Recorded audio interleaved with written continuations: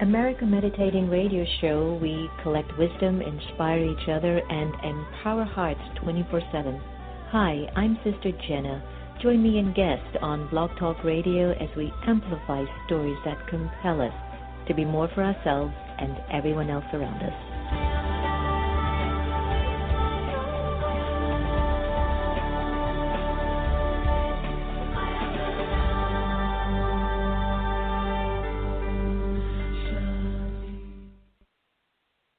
Get off the grid and step inside your heart.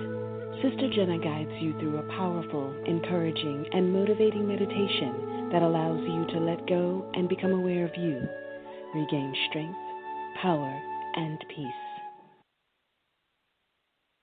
The Meditation Museum in Silver Spring, Maryland offers a variety of courses and activities to make your life go a whole lot smoother. Located at 9525 Georgia Avenue, you will be able to experience the beautiful silence that's in the space. There are courses in Raj Yoga meditation, positive thinking, stress-free living, and personal development classes. For more information, call us at 301-588-0144 or visit us online at meditationmuseum.org.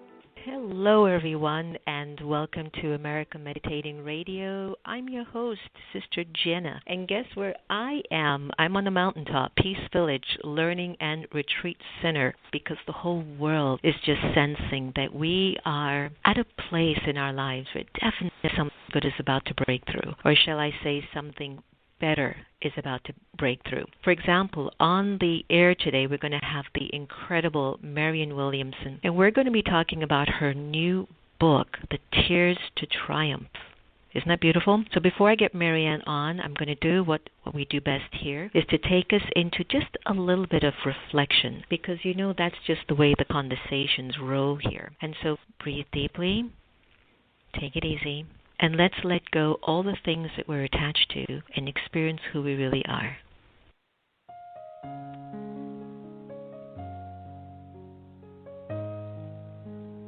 Om Shanti. The time that we choose to be aware doesn't necessarily require me to just sit and meditate. But even while I walk and move around, I can be in a meditative awareness, which is awareness of the soul, the original, eternal, imperishable being of light. For a little while, I'd like to invite you to be present, to be here, and to be now. Allow your mind to settle in the moment. to relax.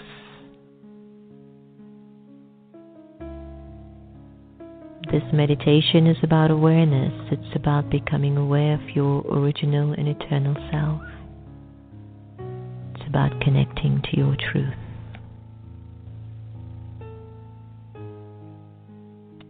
Let go of your name.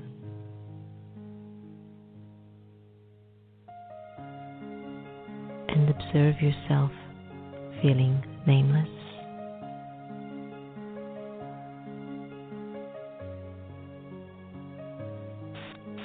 Let go of your gender to discontinue thinking you're a man or a woman. Let it go and observe how you would feel walking around without a gender. Let go of the role that you play and let go of the titles that you own.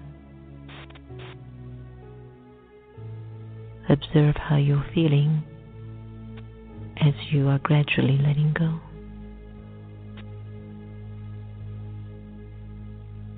Let go of your religion and put it aside just for now.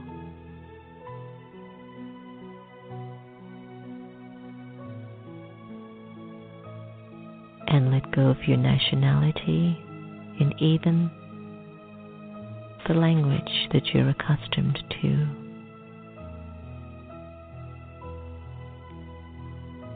Imagine you have no name, gender, role, title, religion, nationality, or even a language.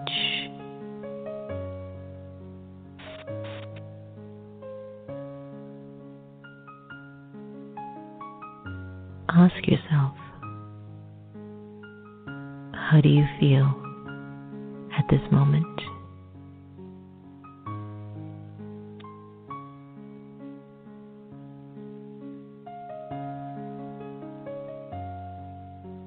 And in this feeling, who would think of you and who would you think of?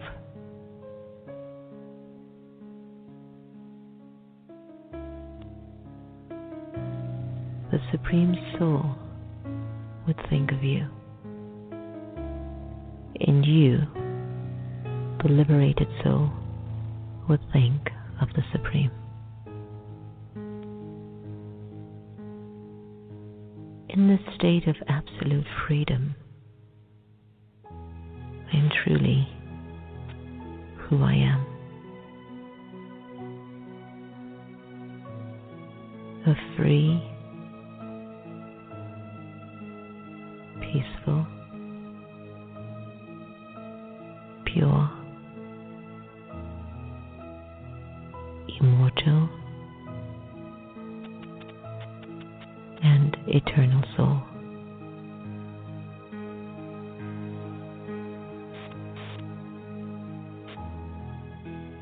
Allow yourself to just be absorbed in this awareness.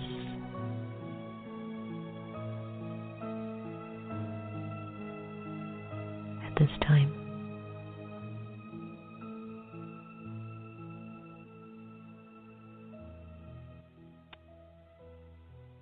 that was the Letting Go track from my Off the Grid Into the Heart meditation CD. You're listening to America Meditating Radio. We are so privileged to welcome this next incredible voice in our country, Marianne Williamson. Marianne is an internationally acclaimed author and lecturer. 6 of her 10 published books have been New York Times bestsellers, and her books include Return to Love, The Law of Divine Compensation, A Woman's Worth, and her newest release, Tears to Triumph, The Spiritual Journey from Suffering to Enlightenment. Marianne has been a popular guest on television programs such as Oprah, Good Morning America, Charlie Rose, and much more. And today, the America Meditating has the privilege to welcome Marianne. Welcome.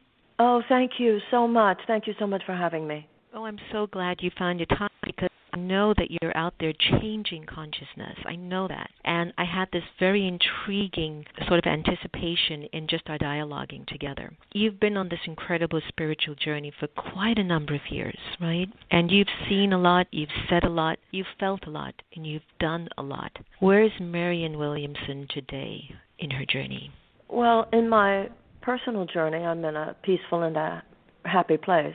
But in terms of the state of the world, I agree with what you were saying before, that there is a collective knowing that we must transition into a different place, a different mindset, into a different state of consciousness, as you and I would call it. And so I feel what I call a peaceful urgency. It seems that the forces of fear are intensifying, but so are the forces of love. And I think that the issue at the moment is not that there aren't enough people aware of the changes that need to be made. As I encounter people and travel, it seems that a lot of people are really on the right track, but just kind of need to step it up. And that's why I think that the work of people such as yourself and myself and really all of us in our own way, anyone who would be listening to a program like this, we just need to really keep our eyes on that ball of necessary change and enlightenment, the whole different way of being and acting in the world. What I'd wish to be a tiny little thought etched in your subconscious as we look at this very volatile political climate that we're in. And I want to talk about that later on in the show. But congratulations on the release of your new book, Tears to Triumph. And I have to tell you, you might look at me with some eyes the next time you bump into me. But I went, Tears of Trump, how could you write a book on that? And I went, oh no. And I just that would be more Trump to tears. Triumph. Yeah. So somebody else said that. Somebody else said that? Yeah. I loved your sharing that the pain you're going through is not what will determine your future. Your future will be determined by who you are as you go through your pain. Yo, speak to me. I want to hear about that. What? Tell us more. Tell us more about that. We are trained to see ourselves as at mercy of and at the effect of the circumstances outside ourselves. And that is one of the reasons why when we are sad, we see ourselves as victim of a condition over which we have no control. But meditation is certainly an example of the kind of internal change that so changes our mental filter that it changes our experience of an experience and then actually transforms the circumstance itself. So even in the midst of the darkness, you can invoke the light. And that's what this book is about. Two people can go through to the same situation, and sad situations are part of life. There is situational despair. You lose someone that you love, or you go through a painful divorce, or bankruptcy, financial ruin, professional failure. These things happen in life. They are part of the seasons of life, and they are situational. They are not a mental disorder. And so it's extremely important for us to learn how to navigate the dark nights of the soul. And one of the ways you navigate the dark night of the soul is through your conviction that the morning will come. If you think this is a deep time of sadness and depression and it will never end and I'm at the mercy of it, and even worse, this is some mental condition I have, then your despair only deepens and you feel powerless and you might turn to pharmaceuticals or whatever. Remember, once again, I'm not talking about schizophrenia or bipolar. I'm talking about situational despair that happens in all of our lives. If, on the other hand, you understand about the power of spirit, the power of meditation, the power of prayer, the power of serious spiritual practice, the power of forgiveness, the power of non-judgment, the power of atonement, the power of doing your own work and looking deeply at the issues that need to be looked at and that are causing you such sadness to begin with, then deep internal changes occur. And you are lifted above the emotional turbulence that so often can bring us down. And not only are you lifted above the emotional turbulence, you realize this is a tough time. It's the winter of your life. It's a winter, but winter is followed by spring. It's a night, but it's followed by morning. And this gives you the power to endure. It gives you the power of patience. And most of all, it gives you the power of knowing that on the other side of this, I will be even a better person because of the lessons I'm learning right now. And my heart will be more open, and I will be wiser. And through the grace of God, good will come from this. You've had it. I've had it. I think everyone has had an experience of pain. Where does it come from, Marianne? Where's the root? I swear to you, I look back, I've crossed my T's, dotted my I's, I've smiled so much that I've got wrinkles starting. So we have this expectation that sometimes we look at our lives, and I'm not saying that I haven't missed things. Of course I've missed things. But where does that pain come from in the soul? Is it religion? Is it from choices? Is it just a natural part of the psyche? When you were doing the meditation earlier, and you said, imagine yourself without your name, without your gender, without your nationality, and so forth. You were calling us to live in that quantum field of no thing, no space, no time. That's our natural state. But we inhabit a mortal three-dimensional reality, which unfortunately is dominated by a thought system that actually repudiates and actively resists that true natural domain of who we actually are. And that gap causes terrible pain because the truth of who we are is a state of pure love. And the mindset that dominates this planet repudiates that love. It is a mindset that posits us as separate from each other rather than one with each other, as separate from any kind of divine being as opposed to one with that divine being. It posits us as random beings as opposed to meanings of glory and mission and purpose. And the soul cannot be at home here. And not only can the soul not be at home in that realm, but forgetting who we are, we forget what we came here for. And from that place, we make terrible decisions. And we download, as it were, that fear rather than that love. And other people do the same. And so we hurt ourselves, and we hurt other people, and other people hurt us, and other people hurt themselves, to the point where we are living on this mortal dimension within this maelstrom of insanity and suffering. And it's our mission on this earth to close that gap, to reclaim the forces of the earth for the forces of love. That's why we meditate. That's why we pray. That's why we forgive. Every action of that kind recalibrates the energies of the universe. And until we do that, we suffer. That's why Buddha said the world is suffering. That's why in the Old Testament the story begins with the suffering of the Israelites under the oppression of the Pharaoh, who represents that internal dictator or ego mind. The meaning of Jesus suffering on the cross of worldly existence. But those are just the beginnings of the story. You know, the story of the journey of Buddha is to his enlightenment. The story of the Israelites is to the promised land. The story of Jesus is to the resurrection. So that's the real story going on this planet, that we inhabit the realm of human suffering and through our own spiritual practice reclaim not only our own hearts and our own lives, but the entire world for the truth of who we are and the love that is at the center of our being. I have to tell you, when I was reading through Tears of Triumph, we launched a new initiative called Meditate the Vote. And what we're trying to do is to engage people in a higher level of conversation, especially individuals that tend to lean more towards a very angry way of expressing, sitting at their base. And as I'm reading through the book, I'm going, this is perfect timing, because there's a lot of suffering going on right now. There's a lot of emotional debris that's spilling out through this presidential election. I know that you are behind Sister Giant, and it provides women with information and tools needed to be political candidates. Could you tell us a little bit about Sister Giant and why it's important to encourage more women to run for political office? I was talking to Nikki Giovanni the other day, and you know what she said? I certainly know who she is. Oh, my gosh. She says, put 6 women on the moon, and I'm telling you this world will change. And then she says, put a black woman in office, and she'll teach America how to cook, clean, take care of family, and get this world together. And I just thought, well, I want to hear what your thoughts are.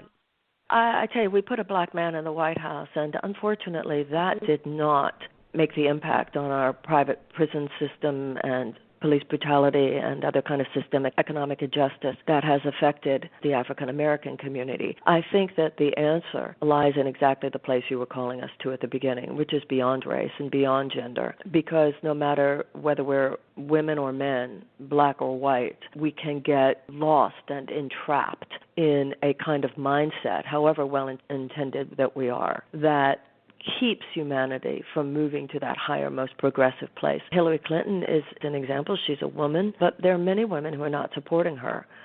because that which we are all reaching for from a spiritual place is coming from someplace inside the heart that is not defined by any of our externals. It's important, of course, as we progress, that we are aware and that we are determined. The color of someone's skin would not keep them from being elected, and that someone's sexuality would not keep them from being elected. But once again, the light that I think is the beacon for all of us is something beyond any of that, and that has to do with that state that you called us to at the beginning. I think that in this particular election, for instance, we are talking about something so much bigger even than gender. We are talking about something so much bigger than any of those other kinds of categories that we normally associate with political conversation and constituencies. We're talking about democracy. We're in this particular election, we are talking about whether the very democratic ideal, which is the highest beacon. It's what called people to abolish slavery. It's what called people to give women suffrage. It's what called people to civil rights movement. It's what called people to marriage equality, is that beacon of the possibility of the self-actualization of any individual. But the issue of democracy is not only the rights of the individual, but the responsibility of the individual, and the fact that American democracy rests on the idea that every single voice has a chance to be heard. And that's what's happening in America today. We have a suppression of democracy itself. When you're talking about the suppression of voter rights, when you're talking about really the quite horrifying way that two major political parties dominate the system the way they do. And what this has given rise to, I'm afraid, is the rise of someone with real dictatorial tendencies, someone who has attacked Muslims, has attacked Mexicans, has attacked women, has attacked the press, and this is not a pattern, this is a pathology. And so I think that this is a time for all of us, regardless of our color, regardless of our race, regardless of our religion, regardless of our gender, regardless of our sexuality, to really stand up as Americans right now and be very clear about what's at stake in this election. Well, it's like you said in the book, even the deepest dark can reveal God's light. And maybe that's exactly where we're moving in the country, because I don't know if you saw an interview Oprah did with Donald Trump in the 80s. He was like almost preparing himself to run for president. And the interesting thing is he's saying the same things now. And so it makes me really think at a much deeper level. And all the candidates, so to speak, they're representing a level of consciousness that we're witnessing in the country. And the question is, individuals like yourself who are transformational agents and angels, I think we're getting an opportunity to see how do we amplify or clarify the language for these three very interesting tribal consciousness that I'm witnessing in this time in this country. Feels a little extra dark, Marianne, but I know that light is coming. Can you speak to that? Well, I think, as I was saying before, the darkness is intensifying, and so is the light. But it's a race for time at this point. We do not want to fall into let it get bad and then America will bottom out, because historically, that's not the way things go down. There were people on the left in Germany who knew how bad Hitler was and said, well, it's okay. If he gets elected, then people will see how bad that is. That's not what happened, because when dark forces gain enough power, they can shut things down. They can shut, we are so used to, in our generation, we are so used to certain right of freedom and expression that we take things for granted that no generation should take for granted. And so the fact that things could go dark in this election does not mean that we should take it for granted that then they will get light again right afterward. Will they get light ultimately? Yes, because God's will has never not been done. But it is completely up to us how long that takes. And I think that those of us who have a historical memory, if not in our own experience, but then in the experience of our people, of our tribe, this would apply to black people, it would apply to Jews, it would apply to women, to be very, very clear that how vigilant we must be. Because history does not go in a straight line forward unless people make it go that way. History can take 2 steps forward and then 1 step back. So I think at this point we must, in our collective experience as a nation, be extremely committed and extremely convicted around whatever we perceive as light in this election, and not be in any way lazy around this, because history shows that the darkness can rise, the darkness does rise, and intense amounts of human suffering can occur as a result. Can I tell you how many of us wanted you so much to be in office when you were running for office? And it was like this beacon of light that had hit the planet, and we're like, oh yeah, finally, someone who really has the courage and the words that nobody can even try to compete with her with. But, like we know that everything has a time, like the seasons you mentioned earlier, there's a time to everything. I just want to say thank you for what you just said. I remain eternally grateful to all the people like yourself who were so kind and so generous and so enthusiastic in their support of my congressional campaign. Quite simply, I thought that it was legitimate for me to run for office because I felt I could hit the ground running as a congressperson. I felt that, and I still feel that. What I vastly underestimated was the significance of the fact that I had never run a political campaign. And I was very naive about what's involved. I had thought if we raised enough money, we could hire someone who could make it happen. And our community was extremely generous. But it's not as simple as just hiring someone. And that feeling at the end, talking about my book and about the depression, a lot of the pain and the sorrow and the disappointment I felt was the feeling that I had let down a community. Not that anybody supported the campaign knowing I would win, because it doesn't, nobody knows they're going to win a political campaign. But I just wanted to point that out. Yeah, I could have too. If I really knew what I was you doing, would've. I could have done much but better. You know what? You didn't have Olivia Pope from Scandal. I mean, yes, that's exactly right. That's exactly right. Oh, that's hilarious. That's exactly right. Nor anyone remotely like her. That's exactly funny. Who you needed, and you'd have been in. But you know what? And There's you know what? hope. I tried. I threw money at people trying to get Olivia Pope to show up in my life. I look back at that, and the irony is, if I had just run it like a book tour, Got it. But Tears of Triumph, what are you looking for individuals to receive? Comfort. What has happened in the last few decades? We have medicalized human despair. Everybody's on meds all of a sudden. And once again, I'm not talking about bipolar or schizophrenia or clinically diagnosed very serious mental disorders. My point is that a painful divorce is painful, but it's not a mental disorder. Loss of a loved one is painful, but it's not a mental disorder. Financial ruin or failure or disappointment is painful, but it's not a disorder. And what has happened is that a medical model has been placed on top of what is essentially a spiritual malaise. Once again, the dark night of the soul. And I'm not getting in somebody else's lane like, oh, you're not a doctor, who are you to talk about a medical disease? Rather, I'm challenging the assertion that situational despair is a medical disease. And if it is a psychological, emotional, and spiritual issue, then those who do not even factor the spirit into their calculations should not be the ones prescribing the solution, the answer. And the FDA has said that for people 25 years and younger, antidepressants increase suicidal ideation, not decrease suicidal ideation. This is particularly concerning to me as a mother. The 20s is hard. It's a hard decade. We were all there. I don't know anybody who flew happily through their 20s, but it's not a mental disorder. And also, given everything that you and I have talked about, the state of the world today, this is not the time to be numb. A lot of times people will say, or distracted. A lot of times people will say, oh, but, depression is there's a mental change in brain chemistry.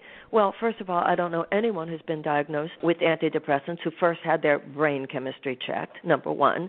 The diagnosis of depression is a questionnaire. It's not a blood test. And secondly, you of all people know, meditation changes brain chemistry, neurocircuitry, and neurotransmitters. So people like yourself and myself and all of us doing the spiritual work, this is our lane. It's not like we shouldn't get in their lane. They shouldn't get in our lane, because when you talk about the power of meditation, the power of prayer, the power of serious spiritual practice, these are the answers. These are the repair work. These are the healing modalities for situational despair that so many people experience in our world today.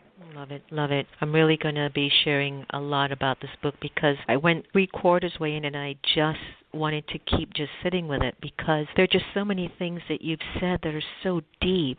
We ourselves are suffering at the mercy of spiritual ignorance.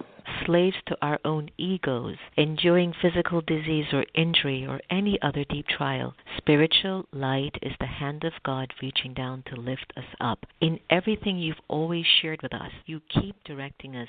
It's the light of God that's going to lift you up. Help us to connect to that light before we end the show. Give us one or two things that can have our listeners go, Marianne, I got it. Well, I think that would be a prayer. Would you like me to say a prayer? Please. Dear God, the God of our understanding, and God by whatever name we call to you, we close the outer eye in order to see your light within us. It is to this light that we turn to replace, to remove, to dispel all darkness in our hearts and in our minds. And as we become so filled with light, dear God, may we be conduits of your light within the world. We cast your light upon the earth and upon all living things within it. We ask for the blessing of your divine light on us, on those we love, and on those we do not even know. We place in your hands our burdens and the collective trials of our human race. Bless our planet, bless our country, bless each other, bless us all. And so it is. We all say, Amen. Amen. Om Shanti. Ashe. Marianne Williamson, thank you so much for the work that you're doing. And you've got a home at the Meditation Museum for a book signing if you wish. Just constantly, we've got some fans here on our side for you. So lots of good wishes. Thank you so much. Feeling. I'm honored to have been on your program, and I wish you all the very best with your wonderful ministry as well. Thank you so much. Take care. God bless Bye-bye. you. Bye-bye. Bye-bye. So the richness of this conversation continues to lead us closer to the light. Marianne Williamson's book, Tears to Triumph, The Spiritual Journey from Suffering to Enlightenment, which you can receive at www.marianne.com. So what did you take away from this conversation, which I can only assume about to amplify your spiritual path? No matter how rough it gets, we might just be turning towards the light. We're being edged, nudged, gently coerced. Turn to the light, or else it's gonna get bumpy. Thank you so much for joining on the America Meditating Radio Show here live at the Peace Village Retreat Center in the Catskills. Remember, no one can take away happiness unless you give them permission, and we are here to love each other the same. So let's do that. We also wish for each of our friends to join us on the Meditate the Vote campaign going on until November 8th. As Marianne said, we need to bring the democratic process really back in check. We're asking you to engage in questions that we've designed. Just go to Meditate the Vote, Facebook or Twitter. Send us your videos, send us your thoughts, answer the questions. Are you powerful enough to effect change? Please let us know. Here's a little bit of a blurb on inviting you into Meditate the Vote, and we'll end today's conversation by Gary White, Dreamweaver. Take care, everyone. Hello, everyone. This is Sister Jenna from the America Meditating Radio, and I'm excited to introduce to you Meditate the Vote. It's going to be a national campaign, and what we're asking for all of you to join us with is to raise the bar of conversation. Try to see in what way we can change our interpretation about who we are, what we are, and perhaps the direction in which we want this country to go in. Regardless of whoever becomes the next president in 2017, we are still responsible for the way that we want to move our lives. So could you join me and an alliance of friends around the country to meditate the vote? Go to americameditating.org, press on Events, Meditate the Vote, and you'll be able to get a whole bunch of information. So join us, because I, Sister Jenna, meditate the vote.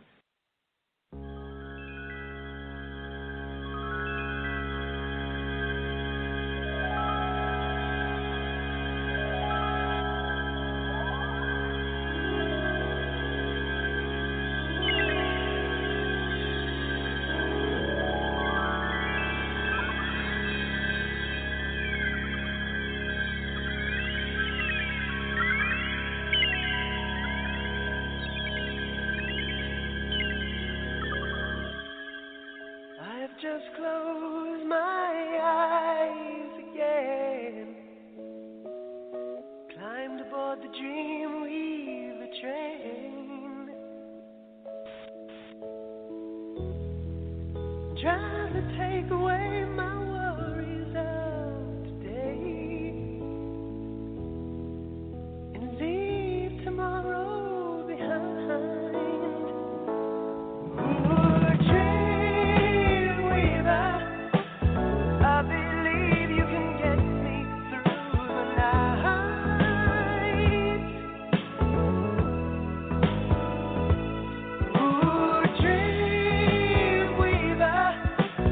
I've been